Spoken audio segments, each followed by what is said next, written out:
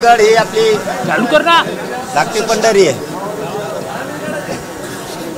श्री क्षेत्र नारायणगडाच्या चरणी नतमस्तक व्हायला आलोय.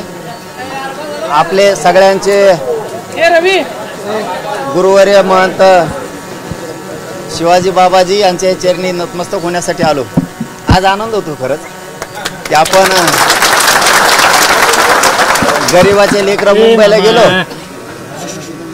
आणि जे कधी मिळणार नव्हतं ते मराठवाड्याच्या हक्काचं गॅझेटियर आणि त्याचा GR निघाला. त्यामुळे आपण काळजी करू नका, 100% सगळा मराठवाड्यातला मराठा आरक्षणात जाणार आहे सगळा. आणि मी काय नुसतं भाषण नाही करत, तुम्हाला सिद्ध पण करून दाखवेन, टेन्शन घेऊ नका. याच्या आधी पण म्हणत होते मराठ्याला ओबीसीतून आरक्षण मिळणार नाही, 3 कोटी घातले की नाही तुमच्या साक्षीनं. आता GR मधून एक ठूत नाही. आता निघालेला जो GR आहे त्याच्यातून एक ठेवत नाही. मराठवाड्यातला राहत नाही, पश्चिम महाराष्ट्रातला राहत नाही. पण आता काही जण जे असतात ना तेवढं डोक्यातून काढून टाकायचं, शिकायचं मराठी. कारण त्यांना असं वाटतं आपण शेतीत काम करतो म्हणजे आपल्याला डोके नाहीत, असा त्यांचा एक गोड गैरसमज आहे. आपल्याला अकलीच नाही. तुला अक्कल होती आता तो काहीच नाही दिलं. आम्ही आमच्या गरिबाच्या पोरं लढलो, आम्ही आमच्या गरिबांसाठी आणलं. आपले लेकीबाळी आपले पोरं सोरं सुखी होतील त्याच्यासाठी आपण सगळ्यांनी एक विचाराने लढाई लढत राहायची. वारंवार लढायची वेळ आली तरी लढत राहायचं, टेन्शन घ्यायचं नाही, पण समाजाला मिळवून द्यायचं. तुम्हाला धोका कधी आहे?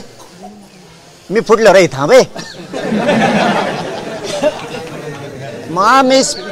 आम्ही स्पीड धरलं की ते वाय वाय करत न एवढं दुखत इथं. माणसं जाऊ माणसं शांत बसलेले तवर बोललं की आवाज जातोय, ते मध्येच येतं सगळं इचकून देत.